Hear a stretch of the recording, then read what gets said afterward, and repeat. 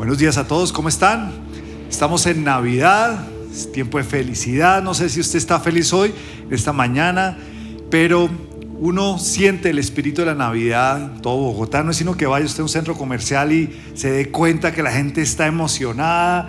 Es un tiempo de alegría, no cabe la gente en los centros comerciales, quieren salir a comprar sus regalos y es una semana muy especial para todos nosotros. Aquí también en la iglesia, no sé si estuvieron en la obra de teatro del miércoles. ¿Quién estuvo? Levante su mano. ¿Les gustó?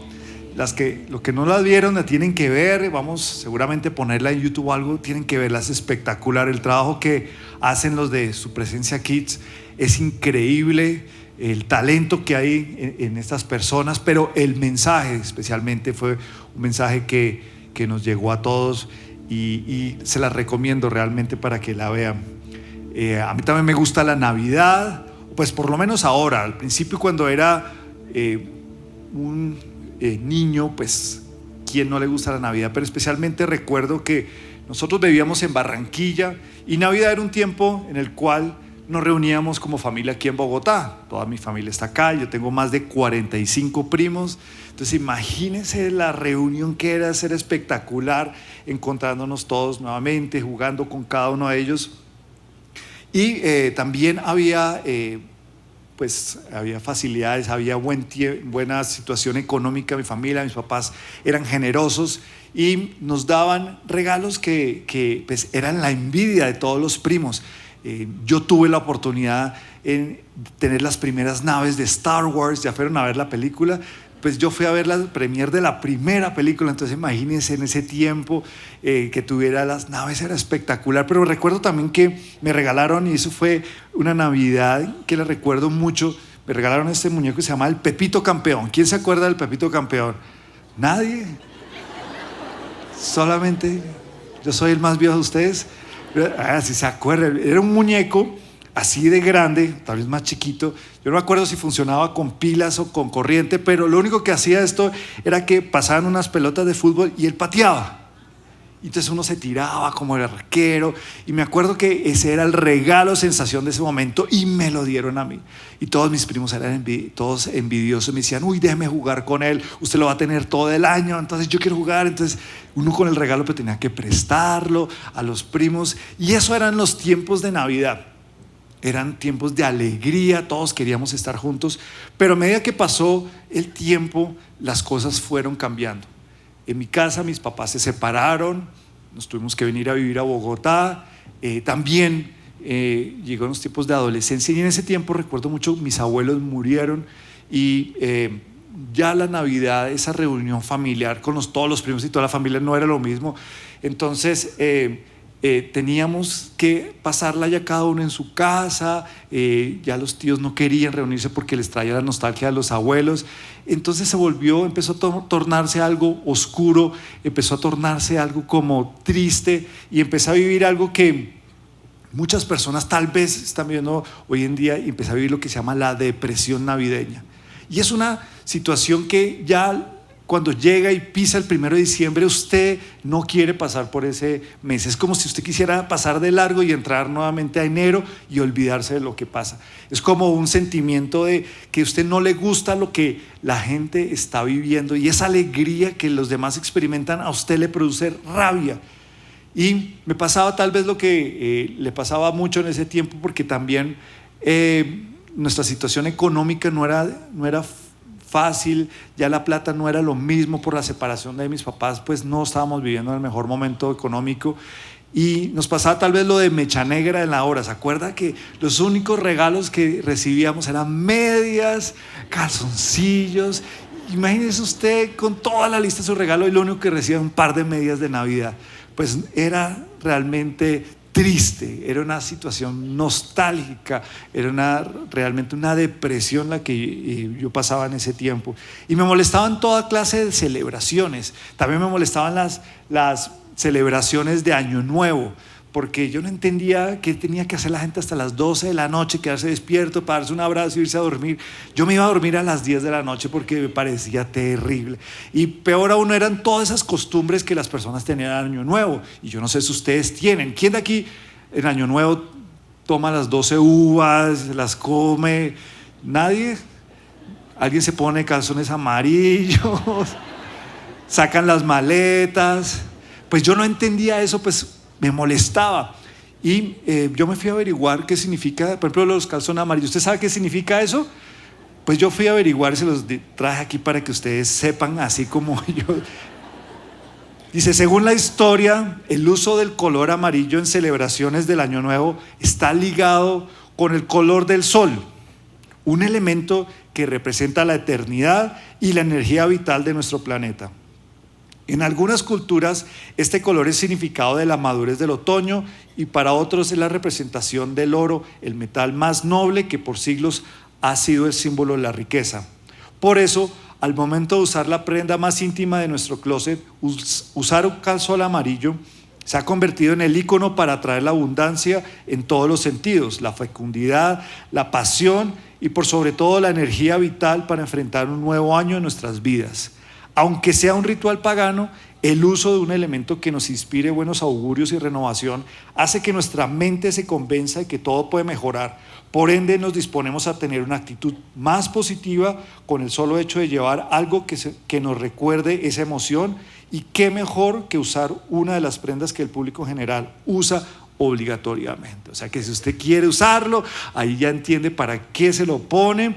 El tema de las 12 uvas, pues las uvas es una simbología asociada a la suerte y la prosperidad, pero sobre todo a la salud por las propiedades que tienen las uvas. Pasearse con las maletas, que eso era algo que yo no entendía, esas locuras, esas tías viajando queriendo, pues obviamente eran las personas que estaban deseando nuevas experiencias y tal vez viajes. Era también un símbolo de que todo lo que uno acumula y guarda quiere hacer algo nuevo para el próximo año. Y el famoso año viejo, que era básicamente quemar las malas experiencias de todo lo que había pasado este año y tal vez renovar la mente y pensar que todo lo que está por venir era mejor. Y ahí empecé a entender muchas cosas de lo que estaba pasando sobre mi vida, porque obviamente no era normal que yo pasara por estas situaciones y simplemente me sintiera así. Yo cuando me volví cristiano y empecé a entender lo que era Dios para nosotros, Dios empezó a hacer algo y empezó a sanar esa depresión navideña. Uno de los versículos para mí importante fue Lucas 6:38, que dice, dad para recibir. Y es donde yo me di cuenta que la Navidad se trata más de dar que recibir. Y Navidad para mí también tiene un significado importante en mi vida, porque fue donde tuve una de las experiencias más importantes en mi vida y es donde yo creo que Dios habló audiblemente a mí en una Navidad, y por eso tiene ese recuerdo muy especial. Hoy ya me gusta la Navidad, tengo que decirlo alegremente, me gusta dar regalos a mi familia y especialmente Dios me ayuda a entender el concepto de porvenir. Y es entender que lo mejor está por venir cada año. Y esto me levantó nuevamente y empecé a entender la libertad de Dios. Pero aunque yo entendí la libertad de Dios, por mucho tiempo no la experimenté. Había algo que no estaba bien en mí, porque lo que yo aprendía yo no lo podía experimentar. Y el Espíritu Santo me dijo que yo tenía que cambiar. Dios me había liberado, pero yo no estaba caminando por ese camino de libertad. Yo había entendido que Dios había roto mis cadenas, pero mi trabajo era liberarme de ellas, pararme y caminar. Y aunque Dios me había dado esa libertad, por muchos años siendo cristiano, me di cuenta que yo no estaba caminando por ese camino. Gálatas 3:11 al 13 dice lo siguiente: queda claro entonces que nadie puede hacerse justo ante Dios por tratar de cumplir la ley, ya que las Escrituras dicen, es por medio de la fe que el justo tiene vida. El camino de la fe es muy diferente del camino de la ley, que dice, es mediante la obediencia a la ley que una persona tiene vida. Pero Cristo nos ha rescatado de la maldición dictada en la ley. Este versículo me hizo ver a mí que yo estaba tratando de agradar a Dios a través de reglas, a través de costumbres, a través de leyes. Y como dice Gálatas, no era el camino que Dios había establecido para mí. y yo no podía caminar por ese camino debido a la ley. Ahora, yo siempre he sido una persona que ha tratado de cumplir la ley. A mí me formaron así, pero yo me di cuenta que esa forma de ser y pensar me estaba creando para mí una prisión, y yo estaba terminando quedando en esa prisión. Por querer cumplir las reglas me estaba atando, por querer agradar a Dios estaba creando más y más reglas que me estaban haciendo sentir así. Pero después fue que al conocer a Dios y conocer un poco más de Él, me di cuenta que Él no es un Dios que quiere que tengamos más leyes de las que Él ya había instituido. Pero el ser humano se ha dedicado a imponerse más leyes que las que Dios ha establecido, y ha sido moldearse a través de estas leyes y no las leyes de Dios. Entonces me puse a estudiar y puse a leer un poco acerca de qué es la ley, qué es lo que tiene de malo la ley, qué hay de malo en ellas. Pues para esto hay que entender dos cosas, que está por un lado la ley de Dios y por el otro lado está la ley del hombre. La ley de Dios es, por ejemplo, una que dice: la paga del pecado es la muerte. Y Dios ha establecido estas leyes para nuestra libertad. Pero la ley humana es una ley que está llena de prohibiciones. Está creada para precisamente quitarle al hombre cosas que no debe hacer. Fui a ver el significado de la palabra ley y dice lo siguiente: es una norma jurídica dictada por un legislador, es decir, un precepto establecido por la autoridad competente en que se manda o prohíbe algo en consonancia con la justicia, cuyo incumplimiento conlleva a una sanción. Y más allá de la palabra legislador, significa que es una persona o un órgano del cual provienen las leyes. Dependerá de la constitución de cada estado la asignación del poder legislativo a uno u otro órgano o persona. Y ahí es donde viene la pregunta: ¿quién es el legislador de las leyes que yo estoy siguiendo? ¿Es una ley que el legislador ha sido Dios, o es una ley en la cual el legislador ha sido el hombre? Pues el plan de Dios para todos nosotros ha sido siempre que Dios fuera el rey. Dios quiso siempre ser el rey de su pueblo, quiere ser el rey de nosotros. Pero al principio, en el Antiguo Testamento, nos habla que los problemas que existían entre las personas por culpa de su egoísmo y la separación de una relación directa con Él, hizo que sean necesarios los jueces. Y viene el famoso libro de Jueces que vemos en la Biblia. Los jueces eran personas reconocidas dentro de estas comunidades para decidir acerca de las disputas entre las personas. Para que pudiera haber justicia entre el pueblo, vienen y existen las leyes. Pero ¿para quién son esas leyes? Y quiero que vayamos a 1 de Timoteo 1:9, y dice lo siguiente: pues la ley no fue diseñada para la gente que hace lo correcto.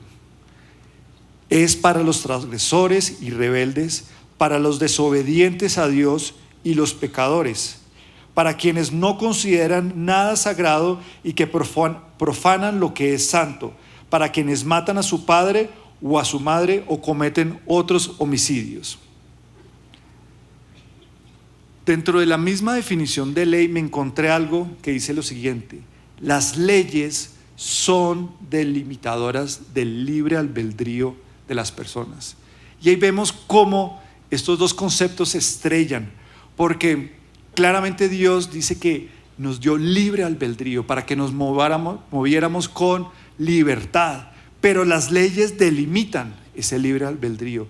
Quieren traer algo que nos haga sentir encarcelados. Por ejemplo, las últimas leyes que están en discusión, por ejemplo, el de la adopción de niños por parejas del mismo sexo, esas no son leyes de Dios, son leyes que el hombre ha querido imponer sobre las leyes de Dios. Las leyes creadas por los humanos traen encarcelamiento. La ley del hombre está basada en su orgullo y su egoísmo. Y yo me puse a analizar y puse a revisar un poco esto, y me puse a mirar acerca de las leyes que existen en el mundo y encontré algo que fue muy interesante, es las leyes más ridículas que hay en el mundo. Y yo se las traje para leerlas, para que analicemos cómo es el ser humano y hasta dónde ha podido llegar.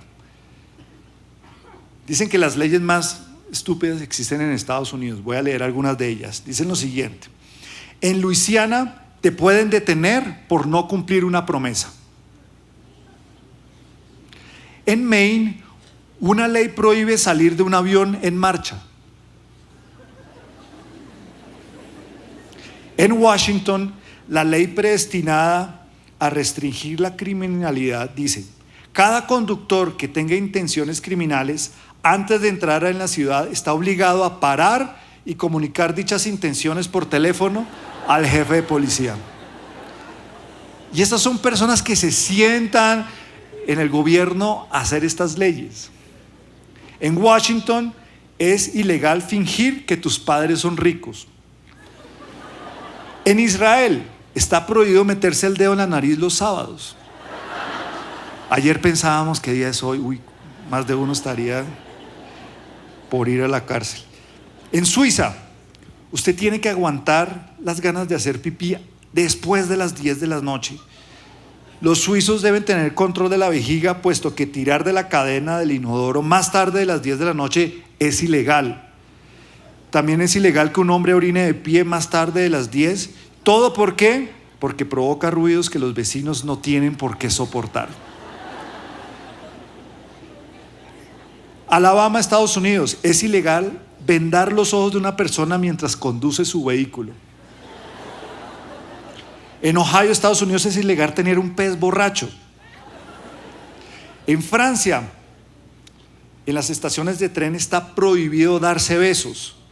Pues resulta que esta ley, que fue aprobada en 1910, estaba causando retrasos que provocaban que los trenes se retrasaran porque las personas se quedaban dándose besos. Entonces dijeron, no más, y se prohibió eso.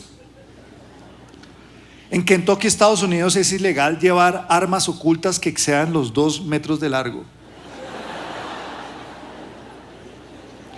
En Francia, es ilegal poner de nombre a un cerdo Napoleón. En Alaska, aunque es legal dispararle a un oso, despertarlo para sacarle una foto es ilegal, está prohibido. En Tailandia no se puede salir a la calle sin ropa interior. Yo no sé cómo se darán cuenta de eso. En Minnesota está prohibido dormir desnudo. O sea que allá usted no podrá, si tiene esas mañas, no puede. En Inglaterra es ilegal morir en el Parlamento británico. Como si uno eligiera a qué hora se puede morir, pues. Ahora, estuve leyendo porque me llamó la atención eso, pero dice que si usted se muere en el Parlamento británico, la ley obliga a que usted tengan que hacerle los honores reales y un funeral real. Por eso es que dicen prohibido, porque aquí nadie, solamente los reyes. En Singapur está prohibido mascar chicle.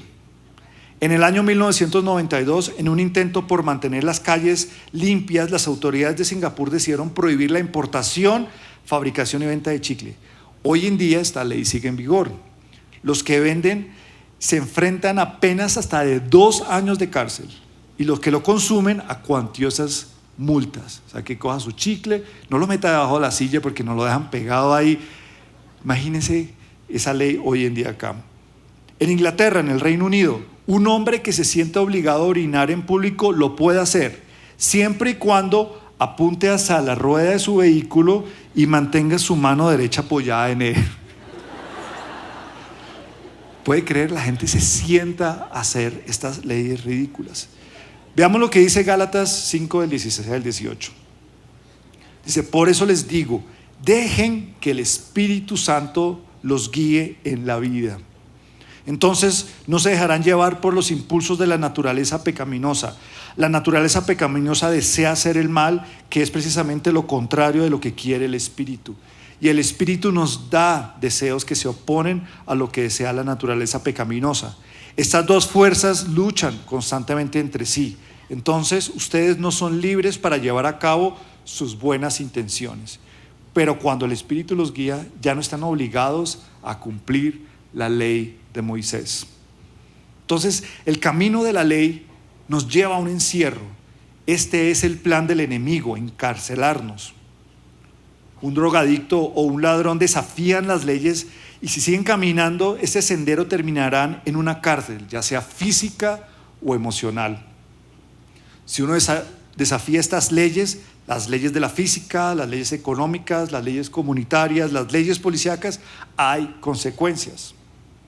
Y cuando buscamos cómo satisfacer nuestras necesidades con cosas materiales, como si eso fuera lo que nos hace felices, estamos sometidos a ese camino de esa ley.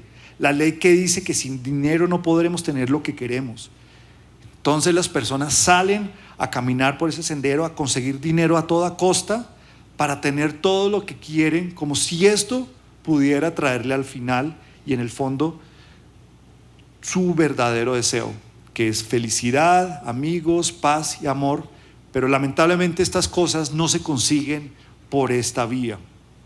La vía de Dios es una vía donde no hay ley, pero no hay ley para quienes. 1 Timoteo 1:9, lo leo, dice, pues la ley no fue diseñada para la gente que hace lo correcto. Y yo pienso que nosotros somos personas que estamos buscando hacer lo correcto. Y ese es el tipo de camino que nosotros debemos recorrer, ese que donde no encontramos restricciones, donde no encontramos leyes. Y a nosotros, creo que a todos nos gustaría vivir sin leyes, que pudiéramos hacer realmente lo que quisiéramos. De hecho, cuando hablamos de personas que se van a otro país, como Estados Unidos, por ejemplo, a vivir, que consiguen un trabajo, consiguen su carro, su casa, ellos muchas veces sueñan con volver a Colombia para terminar sus últimos días acá. Y usted le pregunta por qué quieren hacer eso. Y se dan cuenta que Estados Unidos es un país lleno de muchas leyes, de muchas prohibiciones. Y les gusta volver porque en Colombia les dejan hacer más cosas. Las leyes aquí son un poco más flexibles, son más tranquilos, aquí no molestan tanto. Y aquí nos damos cuenta que definitivamente las leyes asfixian, encarcelan, no dejan que la persona tenga libre albedrío. Pero las personas quieren sus leyes, no las leyes de Dios. No quieren a Dios, quieren sus propias leyes humanas. Hay un tema que está muy latente en nosotros hoy en día, en toda nuestra sociedad, y es el tema del humanismo. Y si usted no sabe qué es el humanismo, aquí tengo una definición hecha por un pastor americano que lo define de una manera que me parece muy interesante. Dice, el humanismo es una religión en la cual el hombre es el centro de esta religión.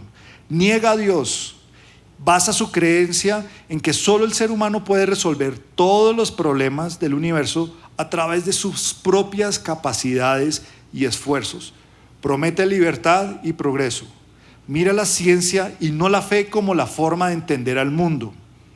Hoy el humanismo está íntimamente relacionado con el secularismo. Gálatas 5:19-21 dice lo siguiente: cuando ustedes siguen los deseos de la naturaleza pecaminosa, los resultados son más que claros: inmoralidad sexual, impureza, pasiones sensuales, idolatría, hechicería, hostilidad, peleas, celos, arrebatos de furia, ambición egoísta, discordias, divisiones, envidia, borracheras, fiestas desenfrenadas y otros pecados parecidos.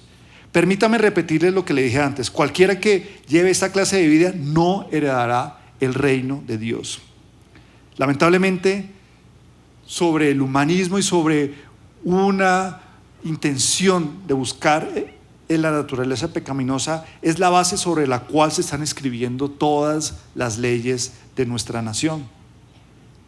Por eso, hoy hablamos de que tenemos que cambiar de paradigma, tenemos que hacer un cambio de camino.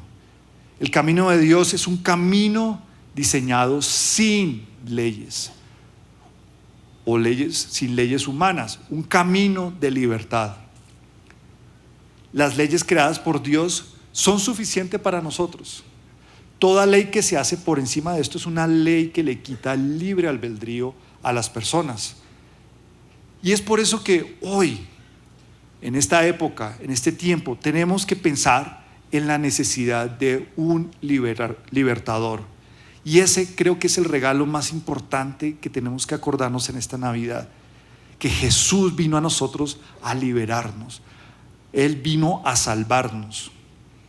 Y si usted está haciendo planes para el año nuevo y para los años siguientes, usted tiene que tener planes que estén diseñados sobre estos caminos en los cuales no hay leyes. En estos días, mientras preparaba la prédica, estuve sentada con mi hija y le pregunté, bueno, ¿tú qué quieres de Navidad? Y empezó a buscar su lista y me sacó su lista de regalos. Y yo le dije, bueno, un momento, vamos a dejar por un momento al lado la lista de Navidad. Y le conté un poco acerca de esta predicación y de qué se trataba. Al día siguiente nos sentamos otra vez a almorzar y le hice la misma pregunta, ¿qué quieres para Navidad este año?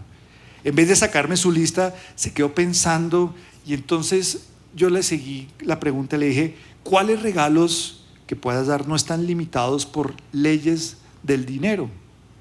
Y tienes tú la libertad para darlos y recibirlos sin ninguna restricción. Y ahí nos quedamos pensando, y eso le pregunto yo a usted en esta mañana, ¿cuáles regalos puede dar usted en los cuales usted no tiene restricción de dar o de recibir? Recuerde que Jesús vino a liberarnos de las consecuencias de las leyes humanas. Gálatas 3, del 2 al 5 dice, déjenme hacerles una pregunta. ¿Recibieron al Espíritu Santo por obedecer la ley de Moisés? Claro que no. Recibieron al Espíritu Santo porque creyeron el mensaje que escucharon acerca de Cristo. ¿Será posible que sean tan tontos? Después de haber comenzado su nueva vida en el Espíritu, ¿por qué ahora tratan de ser perfectos mediante sus propios esfuerzos? ¿Acaso han pasado por tantas experiencias en vano? No puede ser que no les hayan servido para nada. Vuelvo a preguntarles, ¿acaso Dios les da al Espíritu Santo y hace milagros entre ustedes porque obedecen la ley? Por supuesto que no. Es porque creen el mensaje que oyeron acerca de Cristo. Y este es mi mensaje hoy. Que podamos pensar y pedir por un camino de libertad. Tristemente yo muchos años caminé por el Evangelio, caminé como cristiano, pero no estaba experimentando esta libertad. Era un camino lleno de leyes, posiblemente leyes que yo me impuse. Y ahí también vino el momento en el cual vamos a tener nuestra reunión de Navidad el miércoles y vamos a hacer una reunión en familia, y por un chat me preguntaron, Juan Pablo, ¿qué quieres de Navidad? Y ahí fue donde yo me puse a pensar, y esta prédica vino a mí en ese momento, y yo me pregunté, ¿qué quisiera de regalo tal vez una persona que está en la cárcel? ¿O qué quisiera de regalo de Navidad un hijo que no ha visto a su papá por mucho tiempo? Si pensamos un poco, nos damos cuenta que los regalos de Navidad son cosas materiales que pedimos y ayudan a traer alivio, pero esconden un sentimiento de otra verdadera necesidad. Aquí en la iglesia enseñamos en el paso número 9 la sanidad financiera, y hablamos algo que se llama el engaño de las riquezas. Mateo 13:22 en la Reina Valera dice lo siguiente: el engaño de las riquezas ahogan las palabras. Y aquí nos damos cuenta que para muchos tal vez la Navidad se trata de regalar algo material, que intenta expresar amor, trata de entregar algo, de un sentimiento, pero aunque esto es más fácil, deberíamos pensar que las palabras o hacer algo por otra persona puede tener mucho más valor que simplemente los regalos. Ahora, yo no estoy diciendo que los regalos estén mal, solamente que no nos debemos quedar con esa situación de simplemente entregar un regalo en Navidad. Creo que Dios está en nosotros, Jesús entró en nuestra vida y podemos entregar mucho más que simplemente cosas materiales.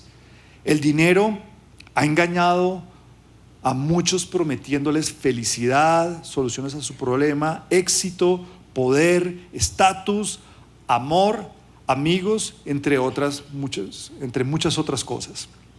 El dinero y los regalos no traen felicidad, amor o amigos. El dinero y las cosas materiales a la larga solo traen soledad. Entonces, ¿qué vamos a pedir para Navidad? ¿Qué vamos a pedir para el 2016? ¿Cómo sería planear un 2016 sin restricción, sin leyes, sin barreras? Ya lo dijimos, primero el regalo más importante debe ser un libertador, Jesús. El mundo necesita el regalo de Jesús. Usted puede ir y dar ese regalo a otras personas. Puede regalar todo lo que implica Jesús en su vida. Usted puede entregar amor, usted puede entregar muchas otras cosas. Usted puede llenar su vida de propósitos, con propósitos que no se estrellan con leyes humanas, y puede hacer que eso se convierta en realidad en su vida. Yo tengo un video que traje para ustedes para que nos haga pensar un poco acerca de este tema, y quiero que lo veamos en este momento. Finally tonight, the best presents don't come with price tags and they don't require batteries. Steve Hartman with a lesson in the holiday spirit on the road.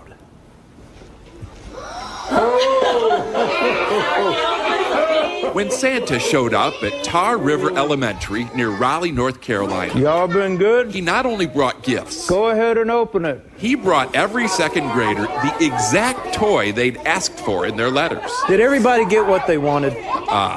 Yeah, obviously. Every kid, that is, You're welcome. but Bethany Arnold, who refused to ask him for a single toy. Dear Santa, my daddy is in Iraq. Could you bring him home for Christmas? That would be the best gift of all. Did you know you were asking for something that was kind of tough? Yes, but, well, it's tough to go around the world in one night, That's true. and I've never wanted anything more than that. Bethany's dad, Wendell Arnold, is a contractor in Iraq. He's been working on that country's much-needed electrical infrastructure. I understand that he has to stay and help people, She's only seen him 2 weeks in the last 2 years. but I do miss him a lot. Last time they saw each other, while he was on leave in Germany, they exchanged these keychains. This is his heart. She carries his, while he holds on to hers. I told her, I said, the next time that I see you, I'll give your heart back. Unfortunately, bringing two hearts together at Christmas isn't always a government priority, which is why this year Bethany decided to appeal to a higher authority, Santa. Still his laughing tail. She even asked him again at school. Santa, for Christmas, I want my dad to come home. And that's when her wish began coming true. That's when she got her heart back. And that's when this Santa revealed to all of us the true meaning of Christmas. Daddy! There's not a toy in the workshop that ever got this kind of a reaction. You sure you don't want something else? I'm just so happy that you're home. Not a bow big enough to wrap the joy. ¿Será que en esta Navidad y en estos tiempos podemos entregar algo más que simplemente regalos? Cosas que la ley no prohíba, o simplemente no estemos sometidos a leyes para poderlos dar. Gálatas 5 del 22 al 23 habla de este tipo de regalos y dice lo siguiente: en cambio, la clase de fruto que el Espíritu Santo produce en nuestra vida es amor, alegría, paz, paciencia, gentileza, bondad, fidelidad, humildad y control propio. Y la Biblia dice: no existen leyes contra estas cosas. Señor, y en esta mañana te pedimos que podamos, Señor, sentir el poder, el valor de lo que es tu presencia en nosotros y de lo que tú has hecho por cada uno de nosotros. Sabemos, Señor, que Es un tiempo en el cual tú quieres ser exaltado y hoy te exaltamos porque el libertador, el salvador, el sanador vino a nosotros, Señor, y nació en Navidad. Y ese es el mejor regalo que podemos entregarle a la humanidad, la promesa de ese salvador, la promesa de un Dios que está interesado en nuestras necesidades, para traer esas promesas a nuestra vida, Señor. Pero también tú trajiste a nosotros, Señor, tu Espíritu Santo, Señor. Y en este tiempo, Señor, que tal vez nos concentramos en pedir cosas materiales, también queremos pedir más de ti, Señor. Yo quiero que tú nos regales amor, Señor. Yo necesito de tu amor. Yo necesito de tu amor para podérselo dar a mi familia, para podérselo dar a mis amigos y tal vez dárselo hasta a mis enemigos, Señor. Yo necesito, Señor, de tu gozo. Yo quisiera vivir cada día como si fuera el último, Señor, y no desperdiciar el tiempo y sentir, Señor, que cada día trae esa alegría de estar contigo, Señor. Yo quiero para mi vida paz, Padre Santo, paz conmigo mismo y paz con otros. Dame de tu paciencia para entender y aceptar los propósitos, Señor, que tú me has dado.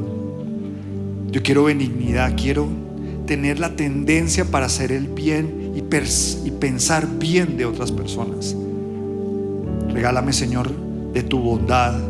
Yo quiero un corazón generoso para pensar primero en la necesidad de otros antes de las mías. Yo quiero, Señor, de tu fidelidad para las personas que amo, para las personas que quiero y para ti, Señor.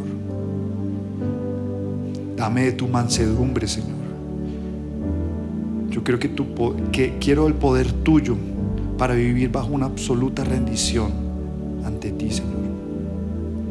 Dame tu dominio propio, Señor. Yo quiero tener el control sobre mis sentimientos, mis emociones y acciones, Señor. Y permíteme ver, Señor, que este tiempo tú quieres que seas exaltado, Señor. Tú quieres que nuestro corazón se humille ante ti, Señor, y podamos entregarte todo lo que mereces, sin reserva, Señor. Por eso, Señor, adoramos tu nombre en este momento. Con poder te levantaste de la muerte, eres Dios omnipotente.